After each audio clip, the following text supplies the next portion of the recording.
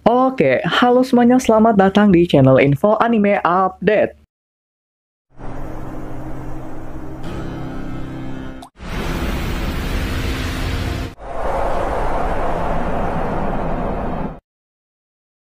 Cerita dibuka dengan memperlihatkan seorang pria yang baru saja diangkat menjadi seorang raja. Jika melihat dari tatapannya yang dingin dan tak peduli meski dalam peperangannya melibatkan warga biasa, sepertinya raja ini merupakan raja tirani. Melihat dari pakaian sang raja, nampaknya era saat ini merupakan era Romawi kuno. Nah, pertanyaannya, BTW emang bener gitu ya? Peradaban udah maju di zaman Romawi kuno.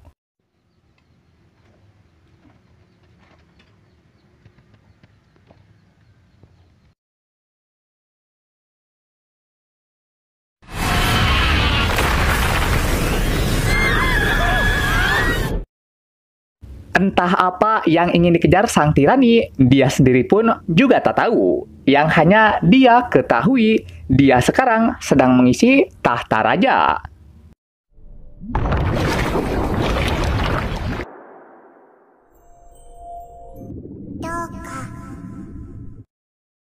Suara misterius mulai terdengar, mengatakan pada sang tirani untuk memulai kehidupan baru.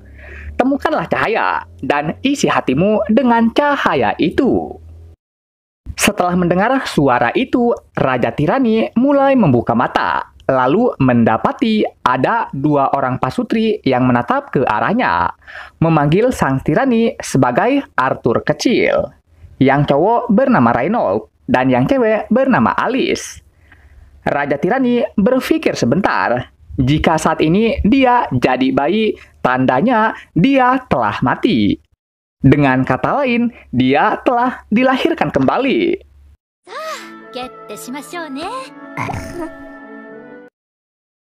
Sebagai orang yang pernah menjadi raja yang gagah perkasa dan saat ini mau sendawa doang masih butuh bantuan orang lain, tentu saja hal ini tuh bikin malunya setengah mampus. Dalam tubuh kecil ini, Arthur merasa dipenjara karena nggak satupun anggota tubuhnya dapat dia gerakan semestinya. Jadi bayi udah ngebuat Arthur sangat aneh. Tapi melihat bapaknya punya magic power dan kuat pula jauh lebih aneh dari hal ini.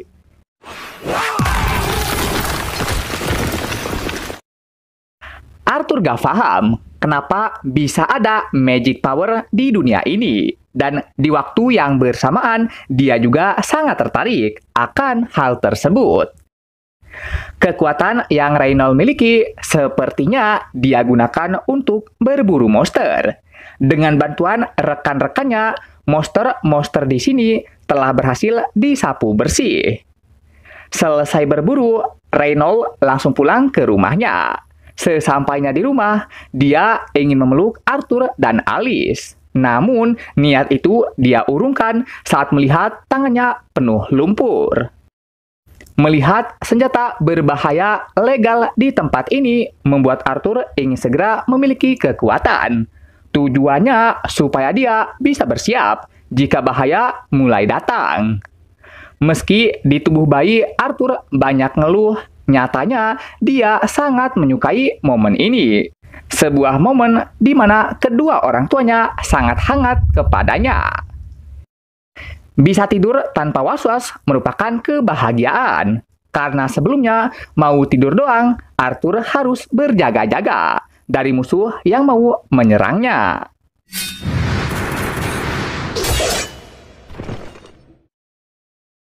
Hari demi hari mulai berganti, dan sekarang Arthur sudah bisa berjalan merangkak ke arah cermin di depannya. Arthur melihat sosok dirinya di dalam cermin, dan tanpa diduga, tindakan kecilnya ini membuat kedua orang tuanya sangat bangga pada dia. Berikutnya, Alice menidurkan Arthur ke keranjang bayi, dan setelah Alice pergi, aduh, bandel bener dah nih bocah, tapi lucu sih. Perlahan dia mulai merangkak, menyelinap diam-diam menuju pintu di seberang sana. Dan ternyata tujuan Arthur menyelinap itu semua demi bisa ke tempat buku-buku ini berada. Singkat cerita, Arthur mengambil buku, membuka buku tersebut, lalu mendapati sebuah info. Diketahui dunia tempat Arthur berada bernama Dikaten, terdiri dari 3 kerajaan. Pertama, Kerajaan Darf, merupakan kerajaan yang dihuni suku Dwarf. Kedua, Kerajaan Elenoir, merupakan kerajaan yang sebagian besar tempatnya dipenuhi oleh hutan, dan merupakan tempat di mana para peri berada. Dan terakhir, Kerajaan Sapin, tempat saat ini Arthur berada, merupakan kerajaan yang sebagian besar penduduknya dihuni oleh manusia. Sistem pemerintahan di sini adalah monarki, mirip seperti tempat Arthur di kehidupan sebelumnya. Bedanya, raja di sini sistemnya warisan turun-temurun. Bukannya siapa kuat, dia yang dapat. Berdasarkan buku ini, Arthur tahu dunia ini tidak semodern dunia dia yang sebelumnya. Tapi manusia di sini sungguh sangat unik, karena mereka bisa memakai kekuatan super. Kekuatan super mereka berasal dari sesuatu yang disebut mana. Dan mana ini juga terbagi ke dalam 2 jenis. Pertama, augmenting, yaitu sebuah kondisi di mana mana ini akan memberikan ketahanan tubuh, kekuatan, dan kelincahan pada si penggunanya. Kedua, conjurers, yaitu sebuah kondisi di mana si penggunanya mampu memanipulasi magic power sesuka hatinya. Simpelnya, conjurers ini merupakan seorang mage. Mana dalam tubuh biasanya akan bangkit ketika seseorang memasuki fase remaja. Tapi di beberapa kondisi ada juga yang tak bisa mengeluarkan mana. Intinya, ada atau tidaknya suatu mana dalam tubuh seseorang, itu semua dipengaruhi oleh faktor keturunan. Sistem kerja mana mirip-mirip seperti Ki, mengenali, mengendalikan, dan mengeluarkan potensi kekuatan manusia di dalam tubuhnya. Berbekal pengetahuan di dunianya yang sebelumnya, Arthur mencoba membangkitkan mana di dalam tubuhnya. Tapi baru aja setengah jalan mempraktekkan, dianya malah ketahuan sama sang ibu.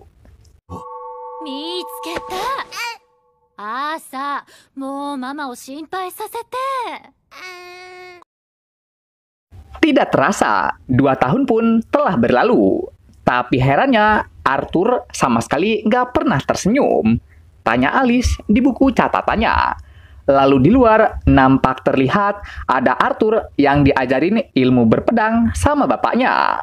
Melihat bocah sekecil ini diajarin sesuatu yang berbahaya, membuat Alice sangat murka besar kepada suaminya. Bocah sekecil ini kau suruh megang pedang bukannya megang kiko, mau jadi apa gedenya? Kata Alice. Waduh, minta maaf ibu negara. Ini semua hanyalah kesalahpahaman saja.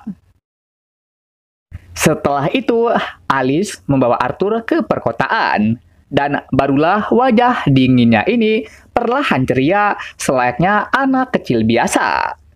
Melihat Arthur ceria hanya karena pertunjukan api kecil, emang beneran bocah deh.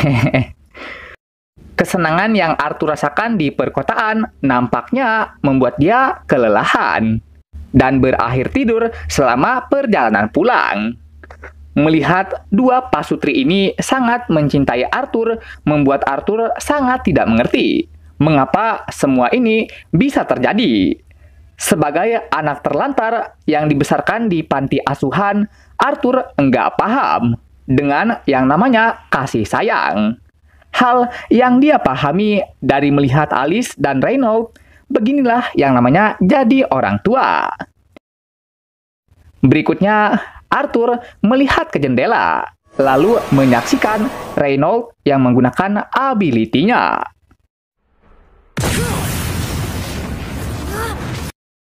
Melihat punya power tuh keren bener, Arthur cukup tertarik untuk segera mempelajarinya.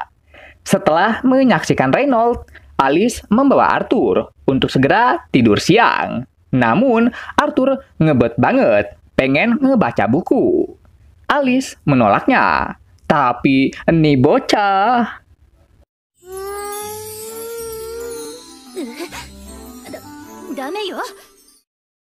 Mesti ditampar gak sih? Om-om berwajah baby face ini. Pada akhirnya, Alice pun menyerah pada keimutannya dan mengizinkan Arthur untuk membaca buku. Setelah itu, Arthur mulai bermeditasi, mencoba merasakan cakra alam di sekitarnya. Meski prosesnya cukup sulit, tapi mananya berhasil Arthur bangkitkan. Mananya emang berhasil dibangkitkan, tapi dampaknya rumah lu jadi meledak. Setelah selamat dari ledakan besar, Alice dan Reynolds coba masuk ke dalam. Dan pemandangan yang terlihat di dalam sana sungguh membuat bulu kuduk merinding. Alice.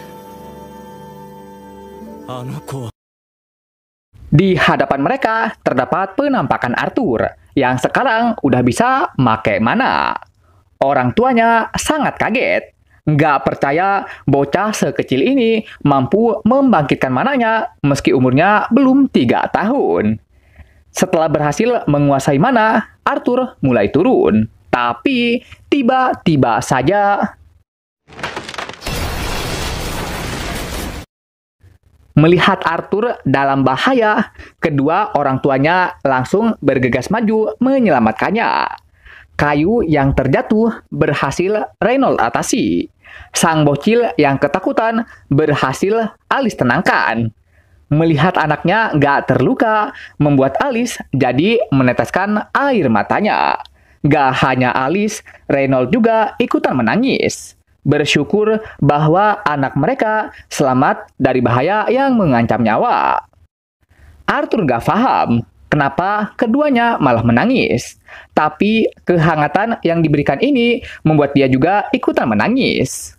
Untuk pertama kalinya, Arthur mulai memanggil Alice dan Reynolds sebagai orang tuanya. Di hadapan raja, ada tersangka yang mencoba menyerangnya. Dan di belakang raja, ada elit global yang nantinya akan memutuskan seperti apa hukuman yang akan diterima oleh si penyerang. Para elit global menyandra istri dan anak si penyerang. Melihat keluarganya terancam tidak selamat, sang penyerang coba bernegosiasi. Dia emang pelaku utama di balik penyerangan raja. Tapi penyerangannya ini tidak ada sangkut pautnya dengan istri dan anaknya. Jadi si penyerang meminta pengampunan pada sang raja. Terserah dia mau diapain. Tapi jangan libatin orang lain terkait masalahnya. Mendengar suara ini membuat si penyerang langsung keringetan. Di hadapannya terlihat penampakan Raja Grey yang telah melenyapkan keluarganya. Si penyerang mulai menangis, tapi para elit global malah berkata, ini adalah pengampunan. Sang raja telah membebaskannya dari penderitaan hidup di dunia ini. Wah, kejam banget gila. Si penyerang hanya bisa menangis putus asa, sembari berterima kasih kepada Raja Iblis ini. Melihatnya berterima kasih, Grey ingin mengatakan sesuatu, tapi tak ada satupun kata yang keluar dari mulut itu.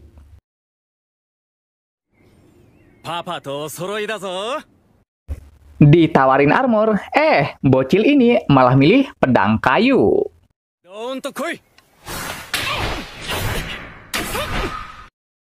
Selesai sparring normal, sekarang giliran make mana.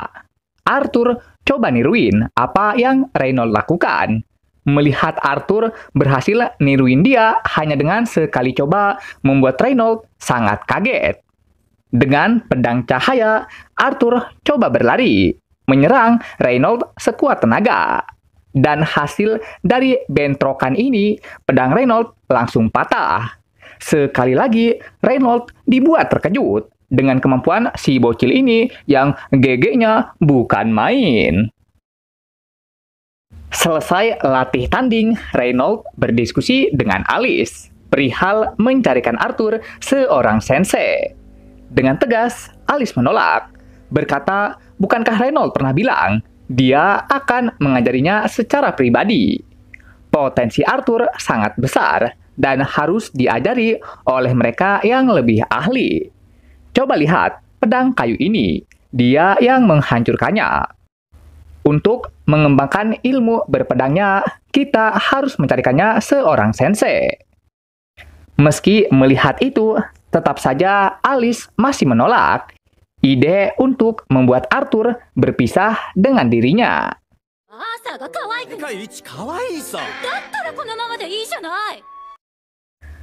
Berkat perbedaan pendapat, akhirnya dua pasangan ini pun mulai berdebat.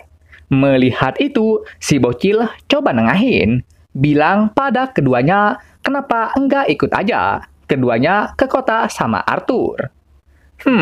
Bener juga ya, pikir keduanya. Berkat saran si bocil, akhirnya dua pasangan ini pun mulai berdamai kembali. Sasega om bocil kita. Hari keberangkatan telah tiba, dan hari di mana Arthur bertemu kembali sama rekan bapak emaknya juga telah datang. Dikatakan jika emak bapaknya Arthur merupakan pensiunan dari party bernama Twins Horn. Pria merah di depan Arthur bernama ini.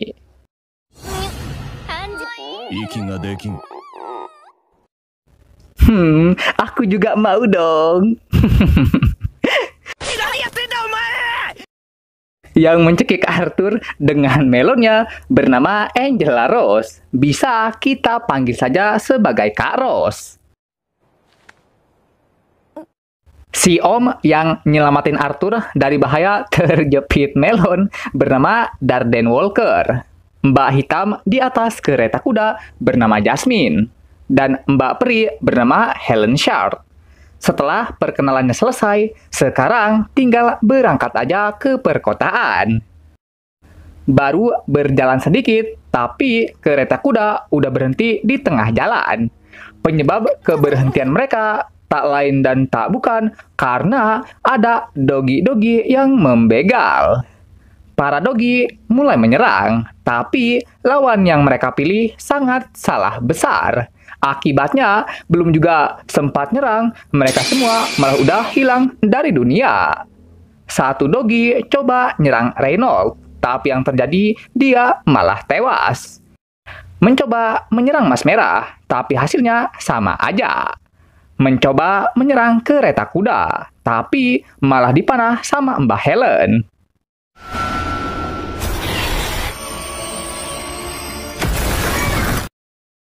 Hanya butuh beberapa detik doang, para dogi pun langsung rata. Dogi yang mereka kalahkan sekarang mulai dipanggang, dan tentunya buat makan malam. Waduh, kok malah kayak pembegal membawa berkah ya ini?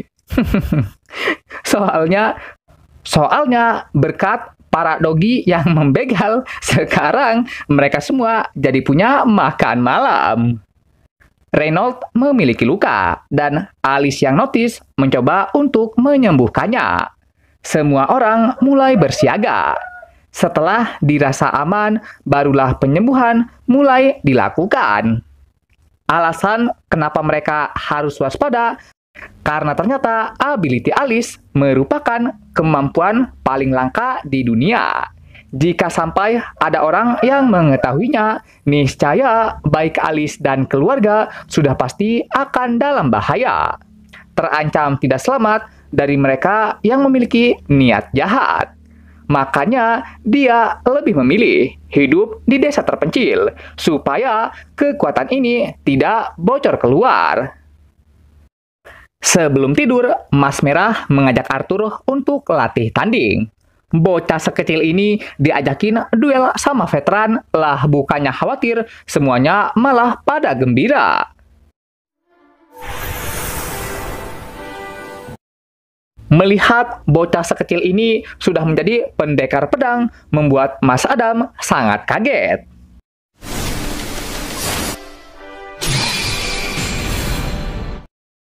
Asik, digoreng-goreng gak tuh Mas Adamnya? Meski kepleset dikit, tapi hal ini tidak mempengaruhi kinerja Arthur untuk mengimbangi kecepatan milik Mas Adam. Melihat bocah sekecil ini bisa imbang lawan Mas Adam yang merupakan seorang veteran, membuat semuanya sangat terkaget.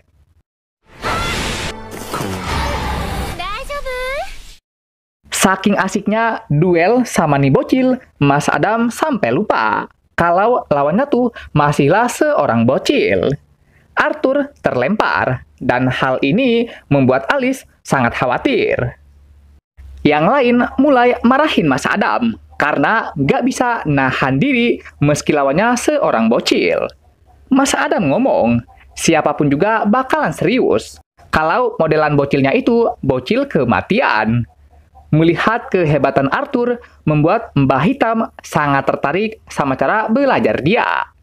Di hari berikutnya, pelatihan ketat di bawah bimbingan Reynolds mulai Arthur jalani. Selain Reynolds, Mbak Pri juga mengajari Arthur cara memanah yang benar. Selesai memanah, Arthur akan menunjukkan cara dia belajar pada Mbah Hitam. Dengan kemampuannya, dia mulai nunjukin kalau dia tuh bisa berlari cepat. Tapi plot twist-nya, kecepatan Arthur yang sudah bagaikan kecepatan motor GP, taunya bisa Mbah Hitam imbangi hanya modal kaki tanpa mana. Buset, tenaga kuda nggak tuh? Saat Arthur baca buku, Mbah Hitam akan dengan senantiasa menemaninya. Bahkan saat makan daging, Mbak Hitam juga akan ikut nemenin. Sebagai tanda terima kasih pada Arthur, Jasmine memberikan sebuah pisau kepada Arthur, yang katanya pisau ini dilengkapi fitur tali di dalamnya. Ketika perjalanan hendak dilanjutkan, entah apa yang terjadi, tapi Alice merasa mual. Perjalanan kembali dilanjutkan, tapi lagi-lagi di tengah jalan ada aja yang membegal mereka. Kali ini pelaku utama pembegalan ini adalah para bandit.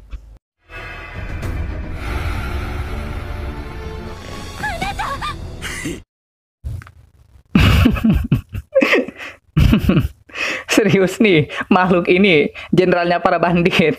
Kok mukanya, lebih tepatnya bibirnya? Satu persatu, para bandit mulai turun gunung. Mereka yang baru turun gunung langsung dibogem oleh Reynolds. Ada satu yang lepas dari pengawasan Reynolds, tapi langsung segera diatasi oleh Mbak Pri. Nice timing, Mbak Pri.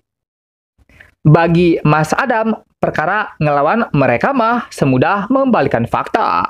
Begitu juga dengan Mbak Jasmine. Ngelawan mereka mah ya nggak ada bedanya, kayak ngelawan para dogi. Dari segi kekuatan tempur, tim kita emang lebih unggul.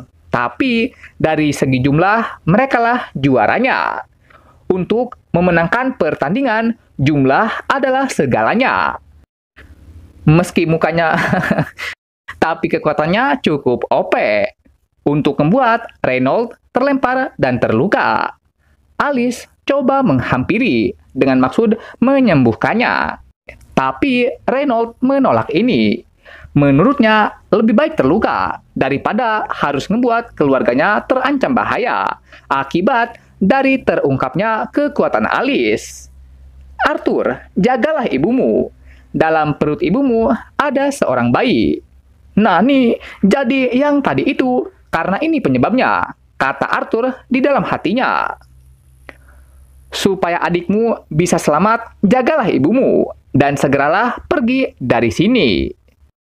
Sementara mereka tengah berlari, Reynolds akan mencoba melawan komandannya. Ini perlawanan yang percuma. Maaf saja, karena sekarang aku akan serius, balas Reynold. Arthur dan Alice mencoba berlari, namun malah dihadang dua NPC. Untung saja mereka langsung tewas berkat dilempari pisau oleh Jasmine dan Mas Adam. Bandit yang di atas telah diatasi oleh Mbak Pri. Di tengah pelarian, Arthur mulai keinget kondisi suatu keluarga yang sangat mirip dengan kondisinya saat ini. Di tengah pelarian, tanpa diduga, NPC lain tipe mage malah muncul.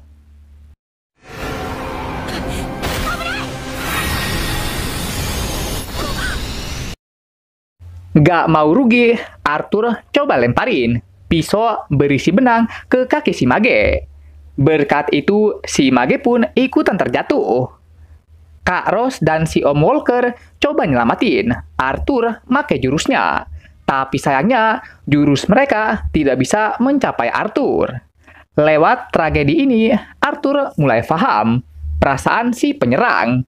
Kenapa saat itu dia memohon dengan putus asa? Ya karena buat apa hidup di dunia jika tak ada satupun keluarga yang menemani kita? Alasan air mata Arthur mulai terjatuh saat ini karena akan terjadi perpisahan. Padahal baru aja mau jadi kakak, tapi takdir yang kejam ini sudah membuat Arthur harus pergi dari mereka. Apa ini sebuah karma? Karena telah banyak merenggut sesuatu, maka sekarang giliran aku yang harus kehilangan sesuatu itu.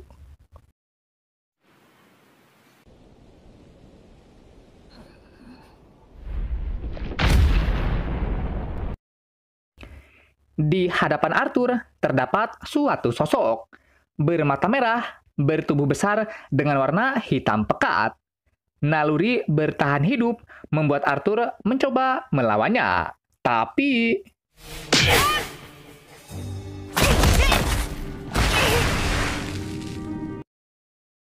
setelah menampolnya, makhluk ini berkata, "Saat ini kau masih lemah. Jangan takut, aku berada di pihakmu."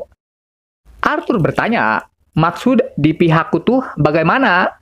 Namun makhluk ini mengabaikannya dan lebih memilih berjalan mendekati sesuatu.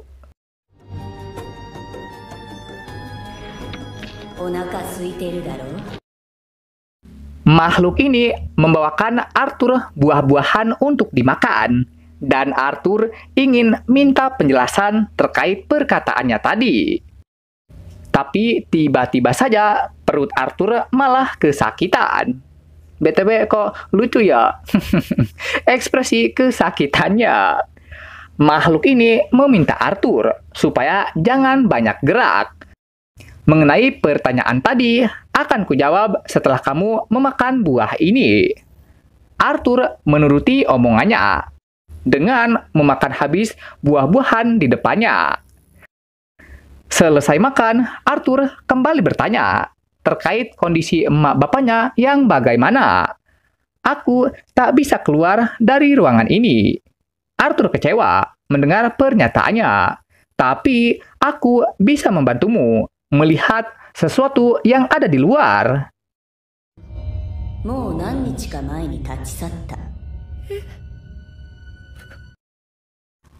Melihat mereka berhasil selamat, membuat Arthur sangat bersyukur. Tidak lupa, dia juga berterima kasih kepada sosok ini. Sosok ini mengatakan pada Arthur, nama dia adalah Sylvia. Di bawah asuhan Sylvia, Arthur bisa makan dengan teratur. Meski tempat tidurnya beralaskan bebatuan, tapi Arthur masih bisa tertidur nyenyak. Berdasarkan apa yang Sylvia katakan, tempat ini merupakan bagian dari hutan El Shire. Di tempat ini terdapat banyak predator yang siap memangsa siapa saja. Dan di tempat ini terdapat para pembegal yang menyelinap di kegelapan sambil menunggu mangsanya datang. Sylvia mengatakan, Jika Arthur ingin keluar, maka Sylvia harus menyiapkan dulu dimensi, ruang, dan waktu. Sambil menunggu dimensinya siap, Arthur akan menggunakan sebilah kayu untuk latihan ilmu berpedang sekaligus berolahraga. Selesai menggerakkan tubuhnya, Arthur melanjutkan aktivitasnya dengan bermeditasi. Di umur segini, kau sudah bisa pakai mana? Kalau begitu, bisa nggak melakukan ini? Kata Sylvia kepada Arthur.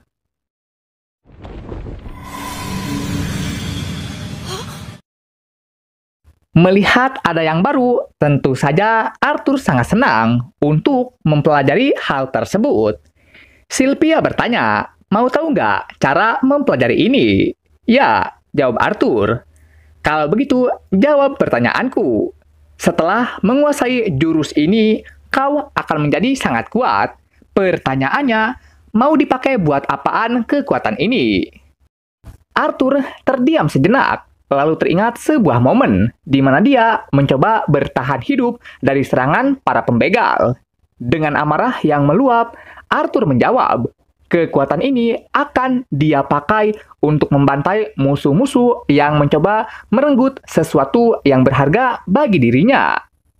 Hal tersebut Arthur katakan secara spontan, didasari oleh pengalamannya yang pernah membantai musuh-musuhnya ketika menjadi seorang raja.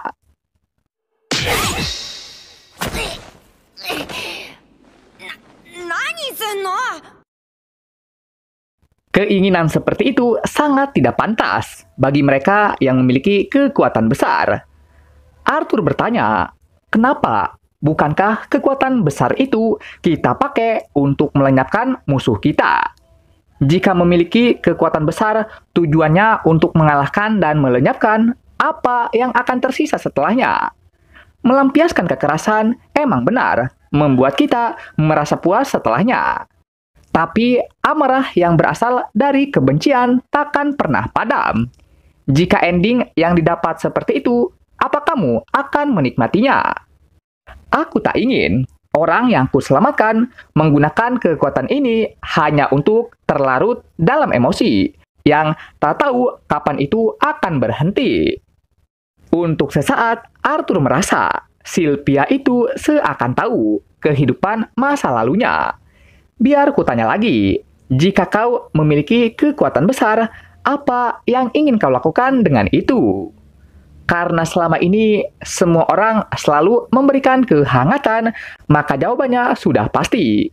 Kekuatan ini akan Arthur gunakan untuk melindungi mereka yang Arthur sayangi. Itulah jawaban yang ingin kudengar, kata Sylvia. Sylvia.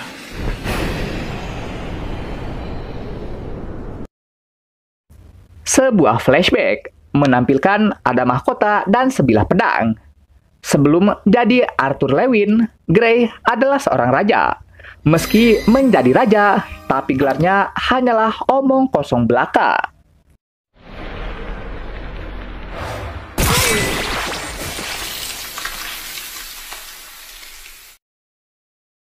Yang namanya raja hanyalah mesin pembantai, dengan tujuan menguasai wilayah lain. Dan power sesungguhnya yang dimiliki seorang raja hanyalah dimiliki mereka ini, yakni para elit global yang bekerja di belakang layar.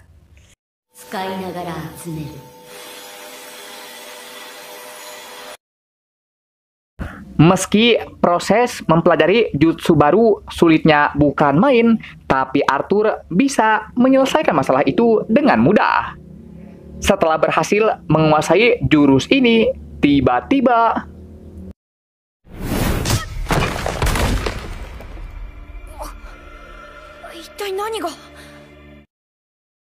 Arthur gak paham sama apa yang baru saja terjadi.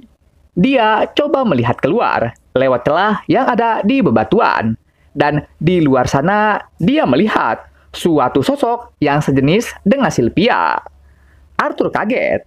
Alasan kenapa sosok ini bisa menemukan persembunyiannya Sylvia berkat bau darah yang berasal dari luka di tubuh Sylvia. Tanpa basa-basi, sosok ini langsung menyerang Sylvia.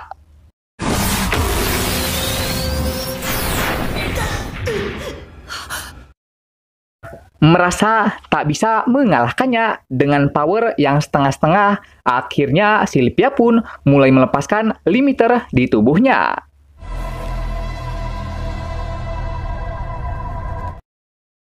Melihat wujud Sylvia membuat Arthur dan sosok hitam sangat kaget.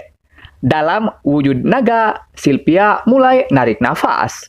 Lalu nafas ini diarahkan kepada sosok tadi.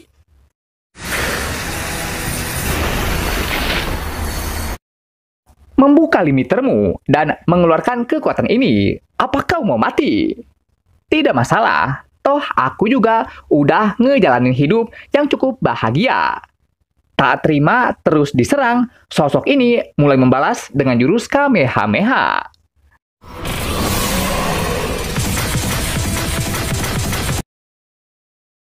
Dampak dari serangan ini menghancurkan area sekitar, dan yang Sylvia khawatirkan bagaimana kondisi Arthur di bebatuan. Kamehameha masih terus dilakukan. Untuk melindungi Arthur dari reruntuhan, Sylvia mulai menggunakan jurus penghenti waktu. Arthur mulai keluar dari persembunyiannya, lalu dia mulai menghampiri Sylvia. Arthur sungguh terkejut melihat wujud Sylvia yang ternyata seekor naga. Merasa tak ada waktu, dimensi ruang dan waktu mulai Sylvia buka. Karena akan berpisah, Arthur sangat sedih. Sylvia bertanya lagi. Kekuatan yang Sylvia berikan mau Arthur apain? Dan jawaban yang Arthur berikan masih sama kayak tadi. Sylvia menganggap perkataan Arthur ini sebagai janji. Sebagai kenang-kenangan, Sylvia memberikan Arthur sebutir telur dan bulu putih. Selain itu, Sylvia juga memberikan tato ini.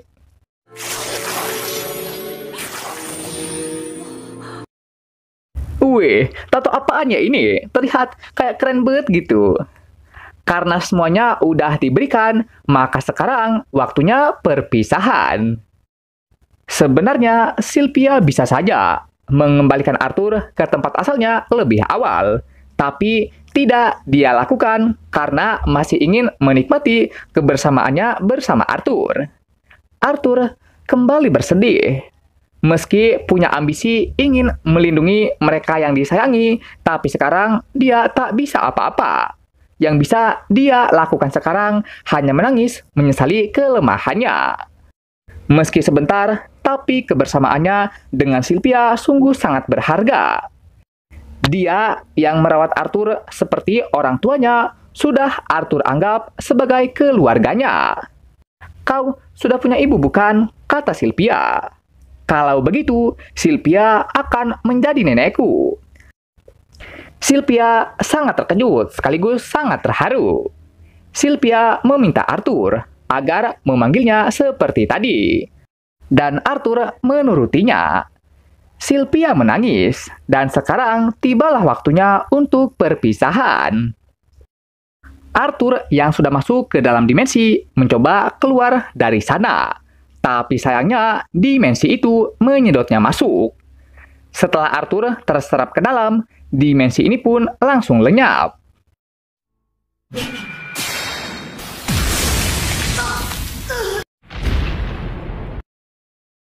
Heran gak sih? Musuhnya udah diem, dan lu bisa gerak bebas. Bukannya digampar dulu tuh musuh sampai mampus, lah ini malah dinormalin waktunya. Ya alhasil kena serang deh. Naga hitam menghampiri Sylvia. Melihatnya tak berdaya, dia berpikir jika Sylvia telah mati. Tanpa sang naga hitam duga, kematiannya ini hanyalah kebohongan semata. Tujuannya untuk membuat naga hitam lengah. Dan setelah telah terbuka, maka Sylvia akan menyerangnya.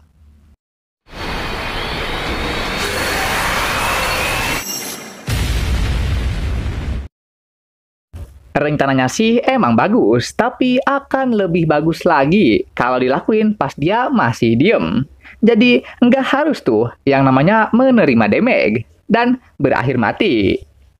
Arthur mulai memasuki dimensi persimpangan, dan di sana dia mendengar Sylvia mengatakan Semoga cahaya akan menyinari kehidupan baru Anda, Raja Grey. Mendengar perkataan ini membuat Arthur sangat kaget. Arthur mulai berasumsi, apa mungkin Sylvia itu yang membawanya ke dunia ini? Sylvia. Saat ini, posisi Arthur tengah berada di dalam hutan. Di belakang terdengar sesuatu, dan Arthur coba menoleh ke belakang.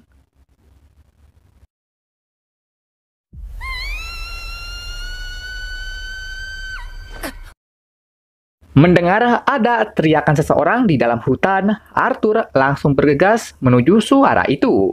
Sesampainya di sana, dia melihat ada sekumpulan para pembegal yang tengah menculik gadis kecil. Mendengar pembegal ini ingin menjual gadis ini, membuat Arthur jadi keinget perkataan pembegal sebelumnya yang sempat menyerangnya.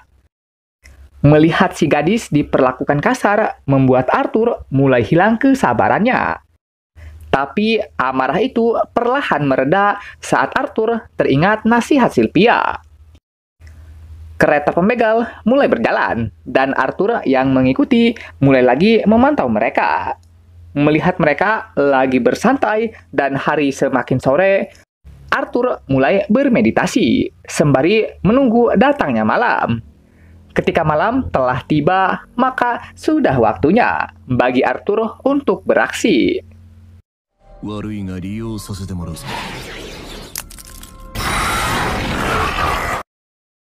Para pembegal jadi bingung kenapa para doginya mendadak berisik. Untuk membuatnya terdiam, mereka mulai menendangi tubuh para dogi.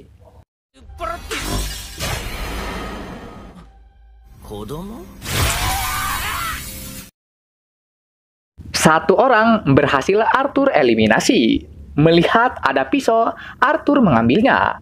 Karena rekannya nggak balik-balik, NPC gendut mulai datang. Dan baru aja datang ke sini, tapi Arthur udah mengeksekusinya. Double kill. Penasaran kenapa dua temannya nggak balik-balik, yang botak mulai ngecek. Dan yang terjadi selanjutnya, dia pun langsung Arthur eksekusi. Triple kill. Bos begal bertanya, ada apa sih? Kenapa berisik bener? Si botak yang selamat mengatakan, Bos, ada seorang bocah kecil yang memiliki kemampuan overpower, dan dia ini yang mengalahkan kami semua. Bocil overpower? Wih, untung nih kalau dijual, kata si bos.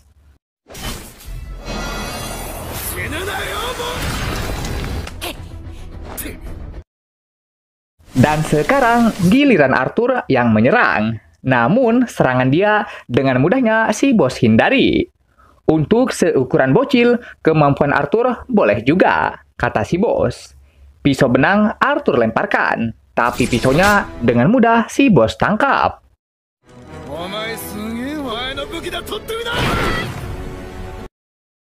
Karena serangan fisik nggak mempan, Arthur akan coba melawannya dengan jutsu katon.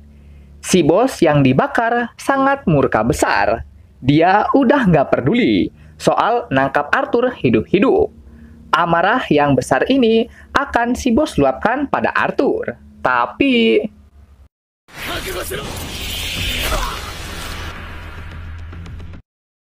lagi dalam posisi ribut, tapi ini orang malah banyak ngebacot. Aduh, ya alhasil mati kan lo.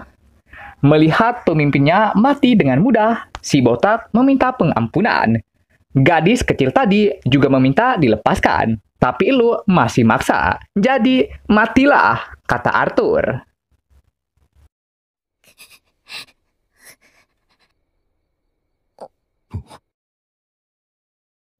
Segera Arthur pun langsung melepaskan ikatan gadis kecil ini. Namun entah mengapa saat melihat gadis ini, dia malah keinget suatu sosok, penampakan rambut legend. Si gadis bertanya, ada apa? Karena sudah aman, Arthur langsung membawa si gadis keluar dari kereta. Melihat ada luka, si gadis bertanya, apa yang telah terjadi kepada tangannya? Melihat luka, anak kecil biasa pasti akan terkejut. Setelah selalu bersama orang tuanya, ini adalah pertama kalinya bagi Arthur berinteraksi dengan anak seusianya. Tubuh para pembegal mulai Arthur tutupi dengan kain. Apa itu? Tanya si gadis. Ini bukanlah sesuatu yang harus dilihat anak kecil, kata Arthur. Lah, bukannya kamu juga anak kecil? Jawab si gadis. Selanjutnya, si gadis bertanya, apa yang telah terjadi kepada para pembegal yang menculiknya. Sesuatunya telah terjadi begitu saja, dan boom, mereka pun langsung menghilang, kata Arthur. Saking polosnya, gadis ini hanya mengiyakan omong kosong Arthur. Berikutnya, Arthur bertanya, apa tas gede ini milik si gadis? Itu benar, katanya. Astaga, bawa tas gede begini ke hutan, mau camping atau gimana ya? それじゃ会えてよかったよ。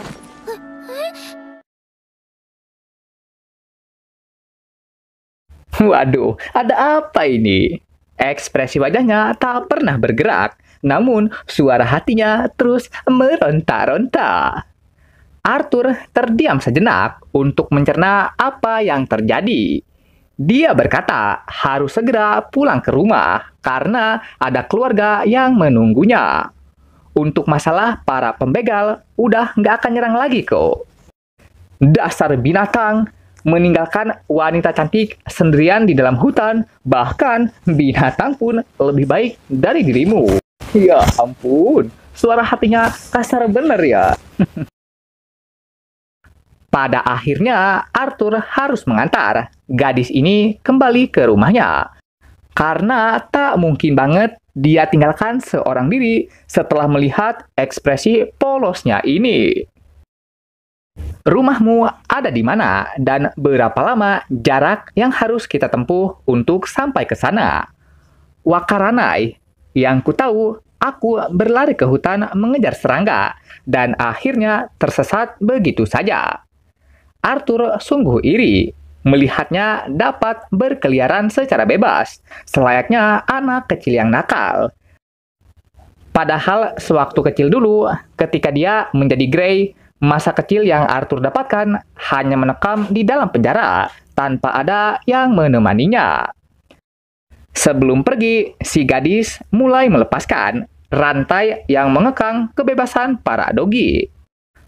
Arthur awalnya khawatir. Ketika rantainya lepas, mereka malah berbalik melawan. Namun, kekhawatiran itu kian sirna saat melihat mereka langsung pergi begitu saja.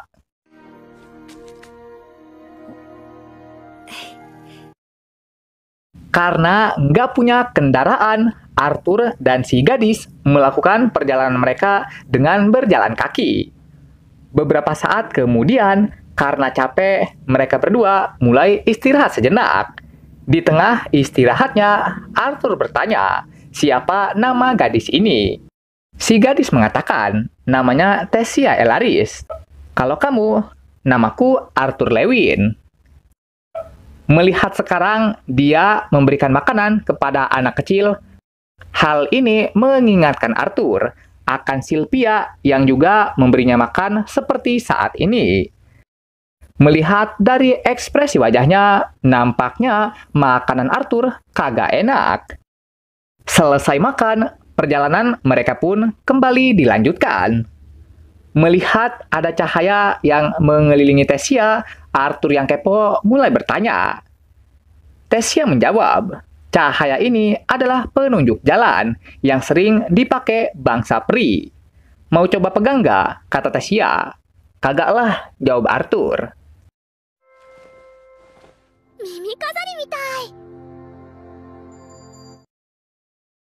Sembari melanjutkan perjalanan, mereka mulai bercerita tentang Tessia yang ingin belajar magic supaya bisa terbang.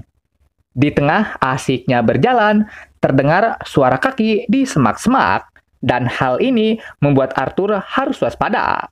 Sepanjang perjalanan, Dogi terus saja melihat ke arah mereka.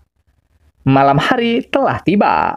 Awalnya Arthur ingin berjaga di luar tenda. Namun karena Tesia itu orangnya penakut dan dikit-dikit keluar tenda minta ditemenin, pada akhirnya Arthur pun harus masuk ke dalam demi menemaninya.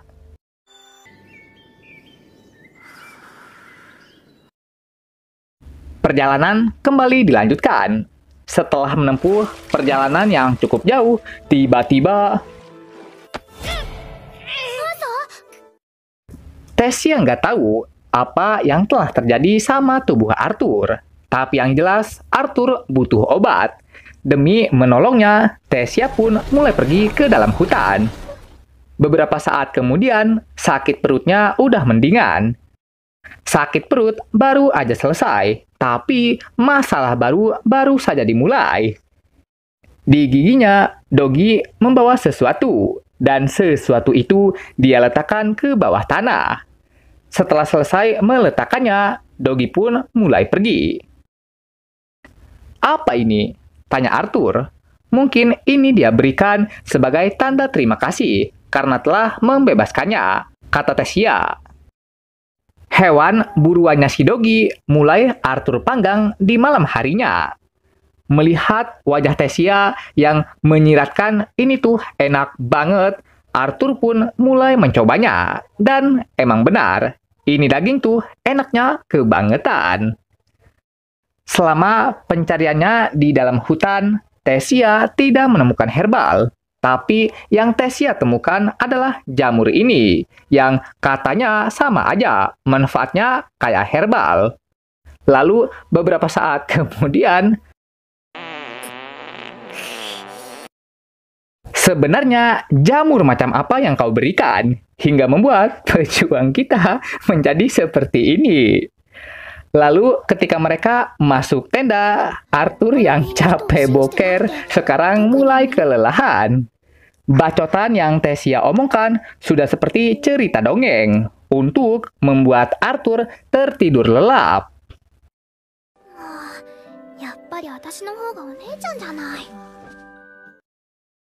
Setelah sekian lamanya mereka berjalan di hutan, akhirnya mereka pun telah sampai juga di tujuan. Tesia langsung menerobos masuk, lalu dia meminta Arthur untuk mengikutinya.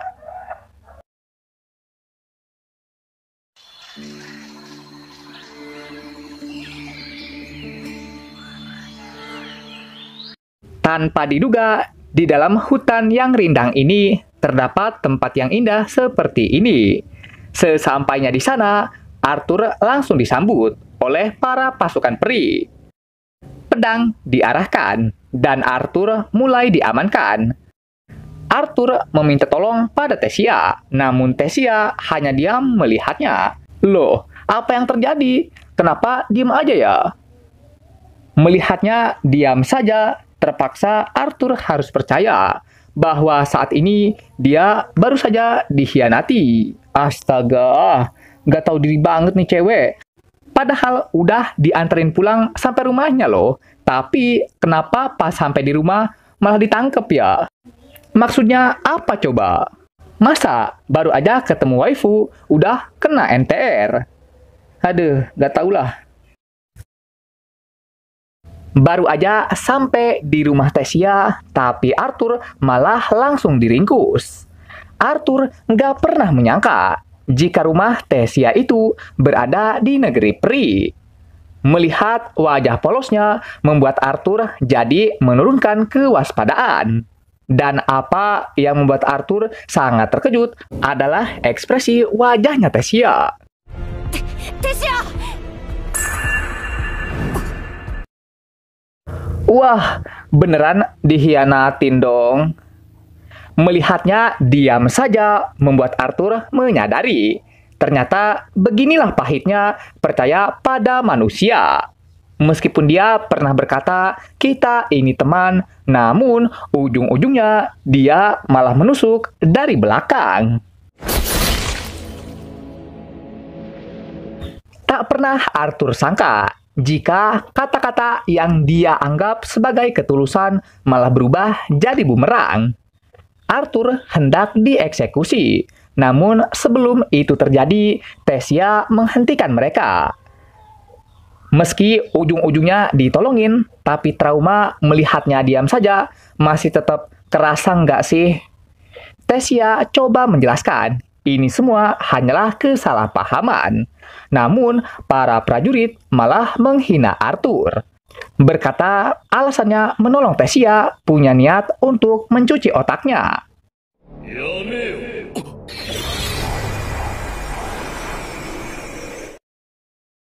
Tiba-tiba, suatu sosok mengatakan untuk melepaskan Arthur. Dan tanpa diduga, para prajurit menurutinya. Sosok yang menyelamatkan Arthur adalah kakek ini. Ketika Arthur dilepaskan, Tessia mengatakan pada para prajurit jika mereka itu sangat jahat kepada penolongnya. Lu juga sama kejamnya nggak sih? Sampai ngebuat MC kita berpikir dia telah dikhianati. Ada seorang manusia yang tak diketahui asal-usulnya. Lalu dia datang ke sini bersama Tuan Putri yang hilang.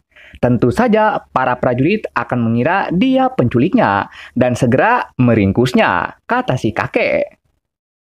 Dan ternyata sosok ini merupakan kakek Tessia. Merupakan mantan raja dari kerajaan Elnoir yang sebelumnya. Namanya Virion Eralit. Si kakek berterima kasih pada Arthur karena telah menyelamatkan cucunya yang merupakan Tuan Putri dari kerajaan Elnoir. Arthur heran ketika mendengar kata Tuan Putri. Dia menatap ke arah Tessia.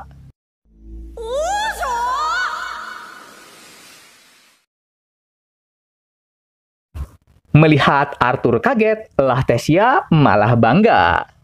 Tampilannya yang biasa dengan wajah polos membuat Arthur tidak menduga jika Tessia itu merupakan seorang bangsawan. Setelahnya, orang Tessia datang ke sini. Melihat ada orang tuanya, Tessia langsung segera menghampiri mereka. Melihat ada manusia, ayah Tessia memerintahkan untuk segera menangkap Arthur. Siapa yang melepaskan manusia ini? Kata dia. Aku yang memerintahkan mereka untuk tidak menangkapnya, karena sangat tidak sopan menangkap seseorang yang membawa Tessia kembali ke rumahnya, kata si kakek. Itu benar, Arthur telah menyelamatkanku, jadi nggak boleh kasar-kasar sama dia, kata Tessia. Tapi nggak ada tapi-tapian. Sebagai penyelamat, seharusnya kita menyambutnya ke istana. Ayo kita pergi, Arthur. Akan kuajak kamu berkeliling. Meski kamu mau, tapi bagaimana dengan orang tuamu? Tanya Arthur. Iya, nih, Papa. Nih.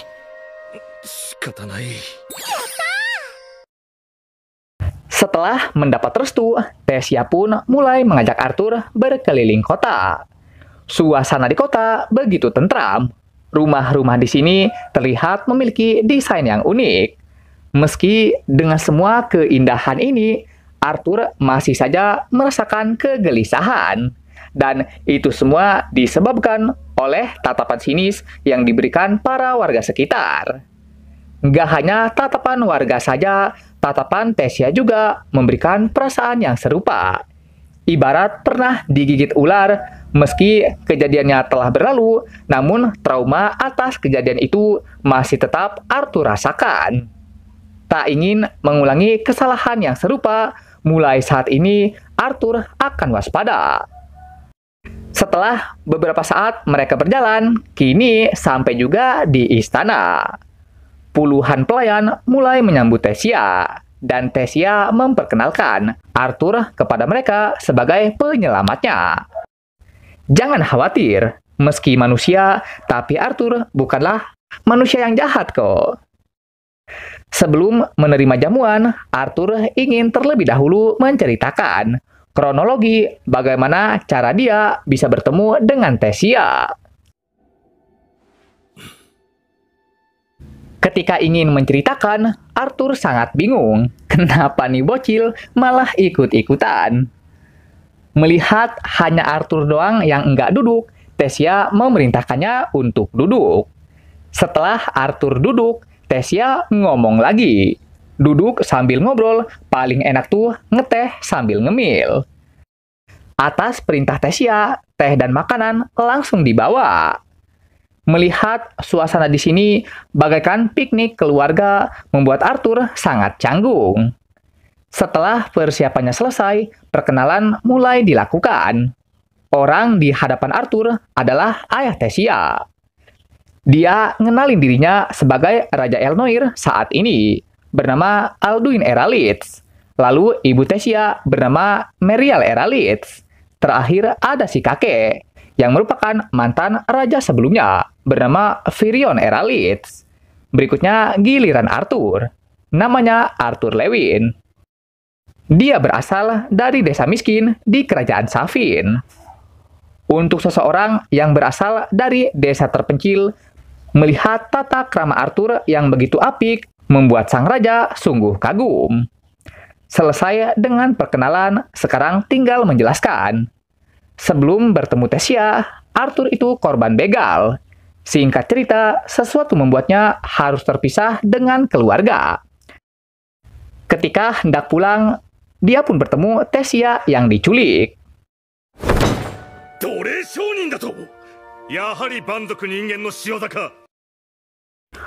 Wahai raja, pekerjaan menjadi pedagang budak tidak ditentukan oleh ras manusia saja, melainkan oleh mereka yang memiliki niat. Kalau begitu, bagaimana caranya engkau menyelamatkan Tesia dari penculik?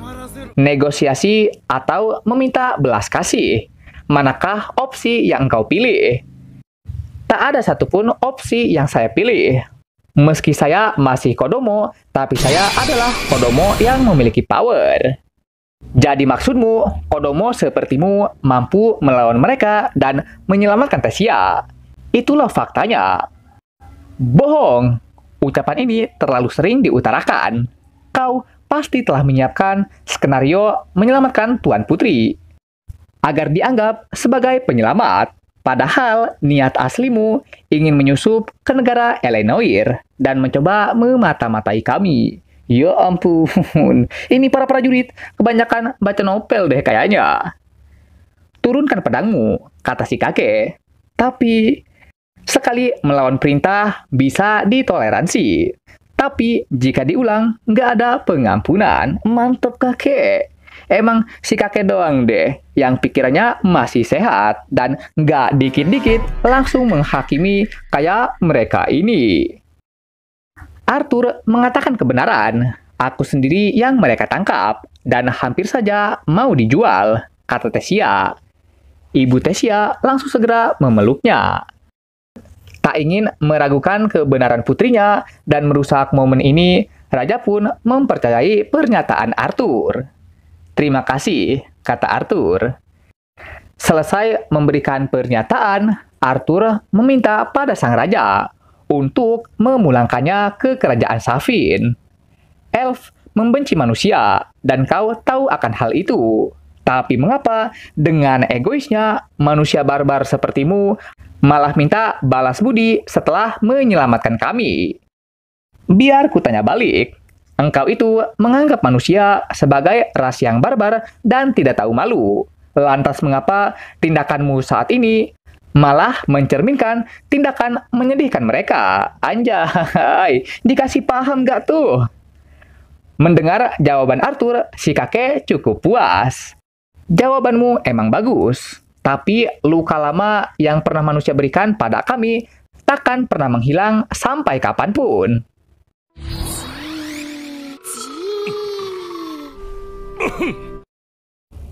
Bukannya aku tak mau membantumu. Untuk membuka portal dengan tujuan ke kerajaan Safin diperlukan 3 elit global yang bersatu. Dan portal berikutnya akan terbuka setelah 5 tahun mendatang. 5 tahun nggak bisa ketemu keluarga membuat Arthur sangat sedih. Di tengah kesedihannya nggak bisa pulang, lah penyakit dia malah kambuh. Bahkan pada saat dia tengah mandi, rasa sakit dari penyakit yang tak diketahui masih Arthur rasakan. Selesai mandi, Arthur langsung keluar dengan maksud ingin menghirup udara malam. Lalu pada saat Arthur menatap ke atas, dia melihat ada Tesia yang tengah bersama keluarganya. Melihat kehangatan keluarga ini membuat Arthur jadi merindukan keluarganya. Melihat ada Arthur yang lagi nge-share, Tesia pun langsung menghampirinya yang sekarang berada di lorong. Setelah bertemu dengan Arthur, Tesia mulai meminta maaf atas perlakuan keluarganya yang sangat kejam terhadap Arthur. Tak jadi masalah.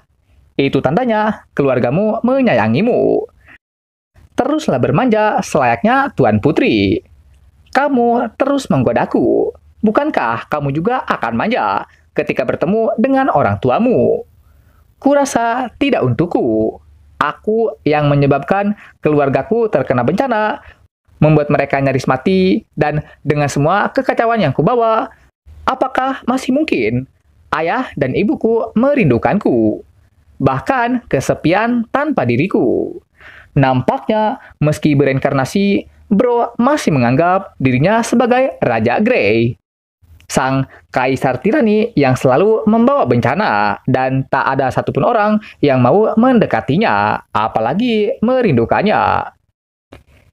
Ya jawabannya sudah jelaslah, dungu, kata Tesia. Bukankah sudah menjadi hal yang wajar jika orang tuamu kesepian tanpa dirimu? Karena mereka juga manusia, bukan Nabi Boy. Malah nyambung ke sini. Bukan hanya orang tuamu, saat kamu ingin pergi, aku juga akan merindukanmu. Seketika, perkataan Tesia membuat Arthur sangat terkejut.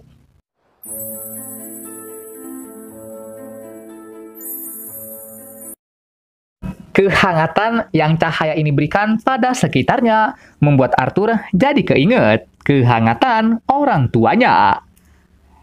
Melihat Tesia yang bercandaria dengan cahaya hijau membuat Arthur jadi bertanya-tanya apa yang sebenarnya saat itu telah dia saksikan dan apa sebenarnya maksud kehangatan yang baru saja dia dapatkan dari Tesia. Sebenarnya aku ini bertarung melawan apa? Beberapa saat dia berpikir, Arthur mulai paham. Jika selama ini dia telah dikuasai kegelapan di masa lalunya. Dan hal ini membuatnya lupa identitas dia yang sekarang. Jadi apa yang harus Arthur lakukan adalah menghadapi kenyataan. Menerima jika saat ini dia adalah Arthur Lewin. Bukannya Raja Grey yang merupakan Raja Tirani. Arthur meminta maaf sekaligus berterima kasih pada Tesia karena sudah menyadarkannya dari terhanyut akan pikirannya sendiri. Cahaya hijau perlahan menghilang, namun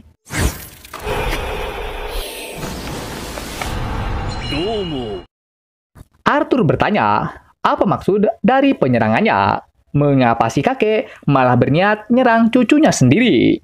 Si kakek nanya balik, maksud mencelakai itu apaan? Arthur membuka telapak tangannya, dan apa yang dia lihat memang bukan senjata, melainkan cahaya hijau yang tidak berbahaya. Melihat aksi Arthur yang tadi, membuat si kakek jadi percaya jika Arthur telah mengalahkan para pembegal. Selain ingin ngetes kebenaran kata-kata Arthur, si kakek juga punya niat untuk ngetes kekuatan Arthur. Karena yang dites hanya Arthur, Tesia mulai si kakek bawa ke pinggiran arena. Setelah persiapannya selesai, maka sekarang tinggal bantai-bantai.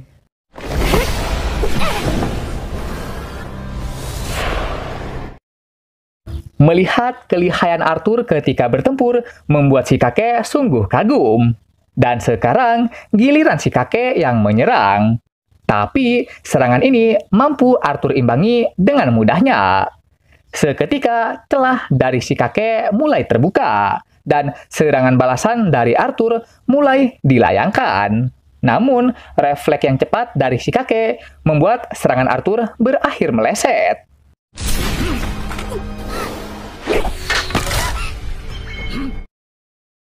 Dikarenakan serangan biasa nggak mempan, Arthur mulai ngeluarin jutsu Katon. Akan tetapi, bahkan dengan Jutsu Katon sekalipun, serangan Arthur masih belum juga bisa menembus pertahanannya. Berbekal tekad yang kuat, ingin mengalahkan si kakek, pada akhirnya si kakek pun berhasil juga Arthur kenai.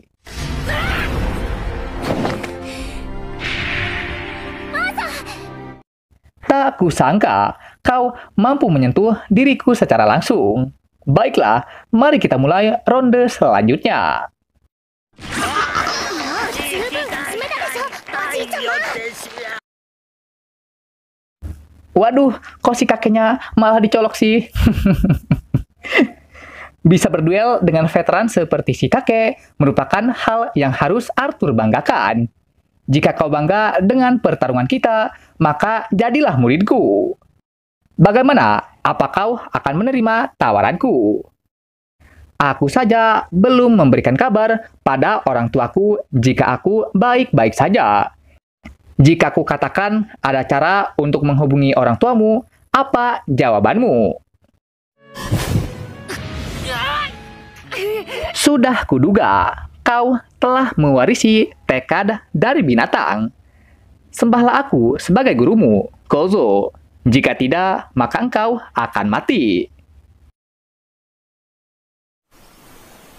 だから何度も言ってるでしょ。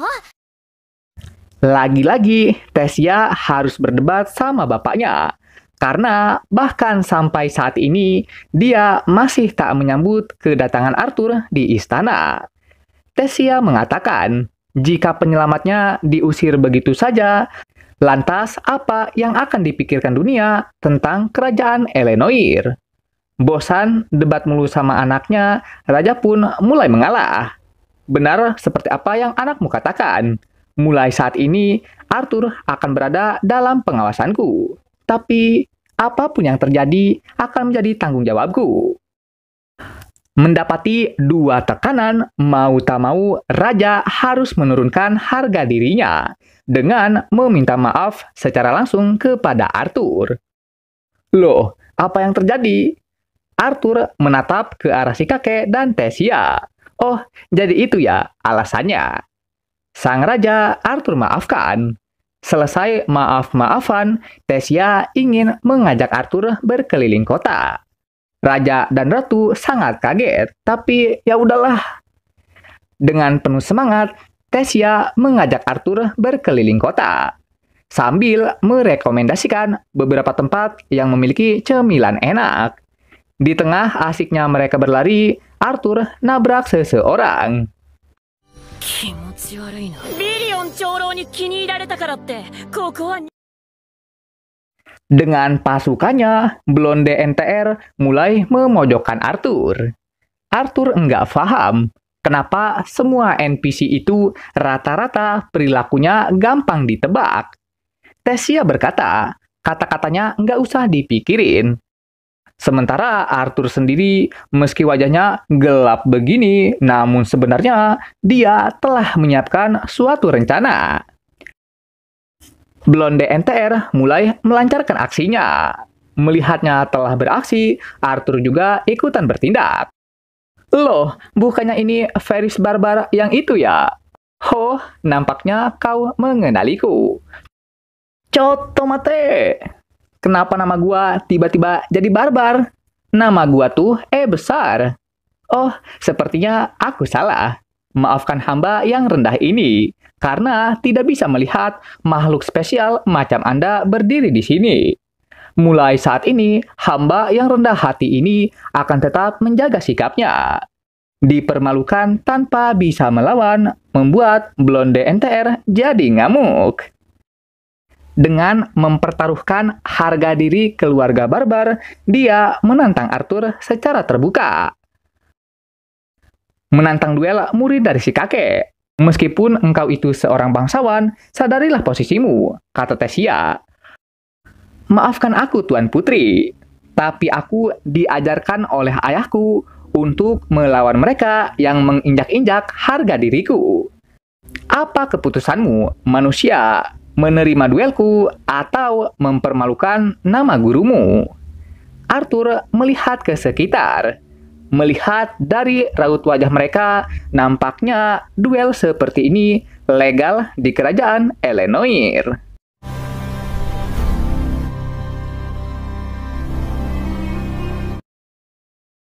Setelah dua pemain siap di posisi masing-masing, duel ini Thesia nyatakan resmi dimulai. Dengan penuh percaya diri, Blonde NTR mulai maju mendekati Arthur. Akan tetapi, yang terjadi...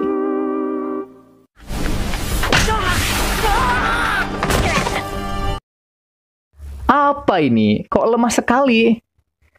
Melihatnya langsung tewas hanya dengan sekali pukulan, membuat Arthur jadi bingung. Dianya yang kelewat OP, apa NPC ini yang terlalu lemah? Tuh kan, gua udah bilang, inilah yang terjadi jika bermain-main dengan seorang MC. Blonde NTR yang kalah telak, seketika jadi tontonan warga sekitar dan teman-temannya.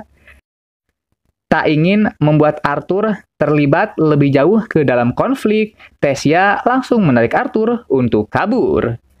Berikutnya, Thesia mengajak Arthur membeli jajanan manis. Selesai makan, mereka pun langsung ke perpustakaan. Selesai di perpustakaan, Arthur mulai datang ke toko batu kristal. Ketika ingin beli, penjual tidak mengizinkannya. Melihat itu, Thesia pun langsung turun tangan. Selesai keliling pasar, keduanya mulai nongkrong di taman jembatan gantung. Besok hari latihanmu kan? Tanya Thesia. Benar. Apakah nggak sabar? Benar. Melihat jawaban Arthur sangat dingin, Thesia jadi terdiam. Flashback terjadi, menampilkan si kakek yang mengatakan pada Arthur tentang latihannya yang akan sangat keras. Untuk menggunakan kekuatan hewan, Arthur perlu latihan selayaknya menenggelamkan diri di dalam aspal mendidih. Sekali lagi, si kakek bertanya, apakah Arthur sanggup mengikuti pelatihannya? Ya, aku sanggup, jawab Arthur. Setelah flashback, seketika wajah Arthur yang tadinya dingin dengan sekejap jadi ekspresif. Setelah datang ke sini, berbagai macam masalah mulai Arthur alami. Tapi karena masalah inilah, dia jadi sadar akan pentingnya semangat juang untuk menghadapi masalah berikutnya. Akan seperti apa masa depan yang terjadi, akulah yang memutuskannya sendiri. Kau benar. Untuk mewujudkan masa depan yang kuinginkan, aku harus tetap berjuang. Berjuang demi apa? Tentu saja agar aku tidak kalah darimu, kata Thesia. Pelatihan bareng si kakek akhirnya dimulai, dan tidak terasa waktu pun berjalan begitu cepat. Padahal baru aja Arthur mau latihan sama si kakek, namun sekarang udah time skip aja ke 3 tahun di masa depan. 朝ねえまだ Karena gak bangun-bangun, Thesia mulai nempelin sengatan listrik ke kaki Arthur. Dan barulah saat itu dia pun terbangun. Dibangunin dengan cara yang sangat ekstrim membuat Arthur sangat marah. Dan yoho, siapa ini?